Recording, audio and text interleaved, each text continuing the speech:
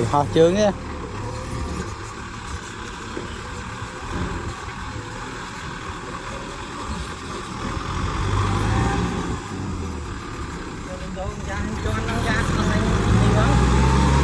Chọn đây, bà chọn ông giá đây. Bật đầu lên sai mà lên đá cầm chọn.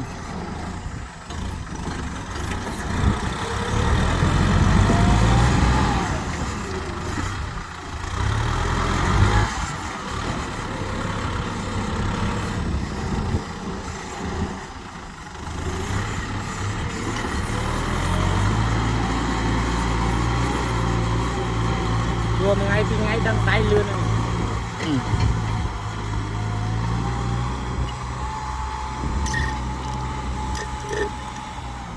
Cái năng mòn.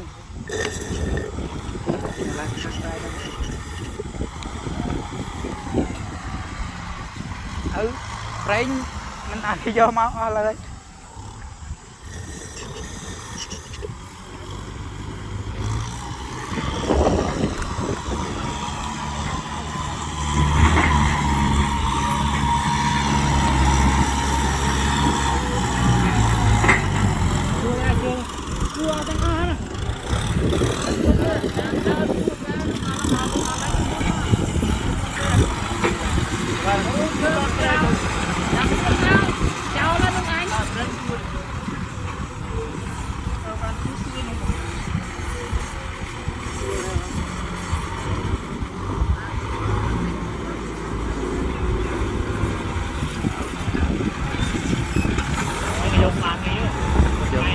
Được cây.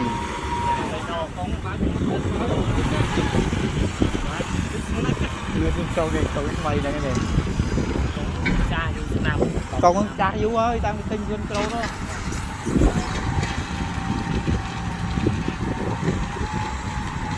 Rồi vậy. Trong cách. Anh đi chọn nó không sao. Mà hao xuống. Giờ nó như là không hụt. Đó. Ăn da tôi mất hết rồi. Cho nó lấy vô. Kìa. Đồ này không xài. Đồ ở trong đồ này còn chuồn. Rồi là bọn tôi nó có trói. Mà cái đồ này phải vô toàn vô. Đây. Đứa này. Rồi tôi lấy đây là out trên hút. Mau đi unit mấy. Phải cà phê. Cái ta bike đi kia đôi chờ chặt trăng thành bay đấy.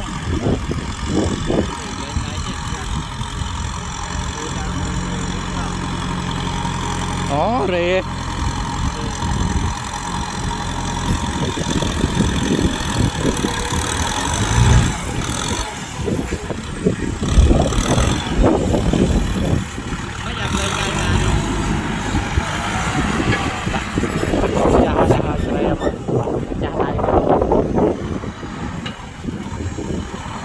Chùa hỏi con ta có đấy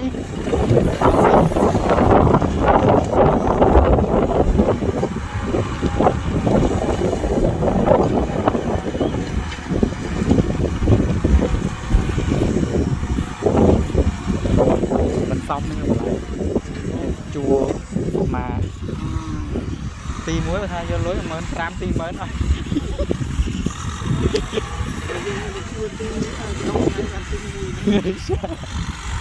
Và nó buộc chút tí khát trong yêu quả dứt đại dứt tao mấy đại dứt chút tí tí đấy tí tí chứ không phải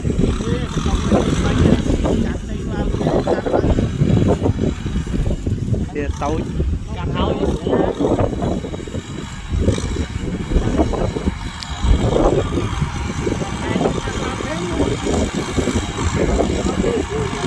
cũng tập vô ra cái bên chặt vô lên đá chào rồi cờ điên tìm đá thăm chết đấy phần sân kilo đá chơi tinh không nó kilo cá tăng cái trốn đây rồi lên trốn đây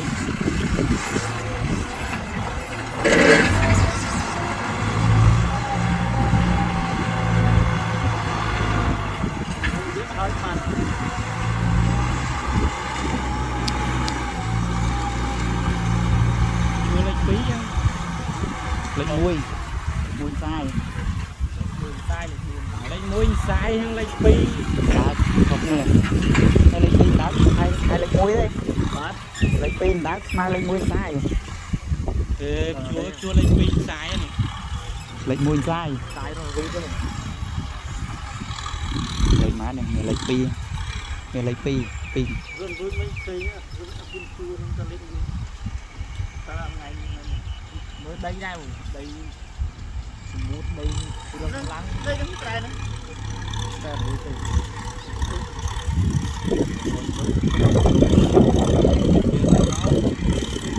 rễ ơi chiêng làng xa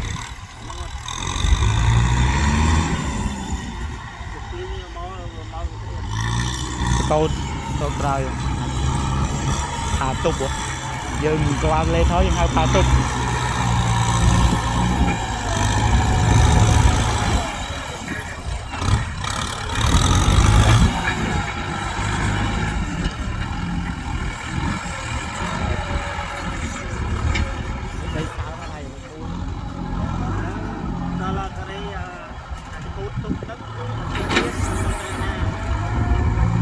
mưa chiêng rồi đấy thôi không biết lên con đấy được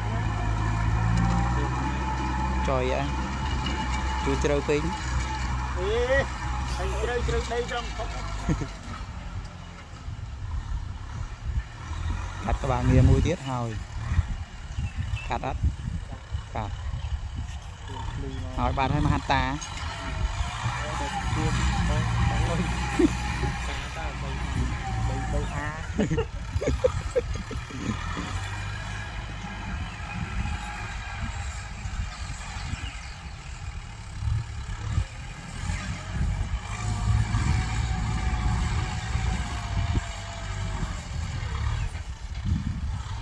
bạn mới tỉnh xuất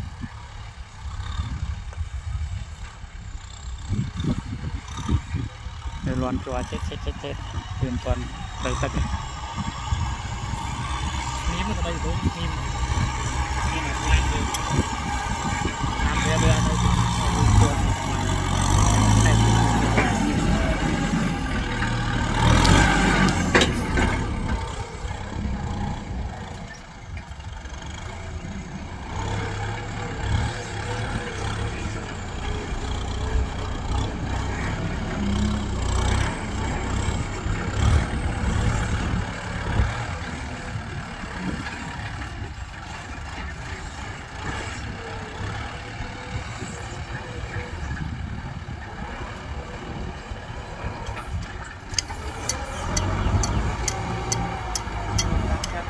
đây cho cái gì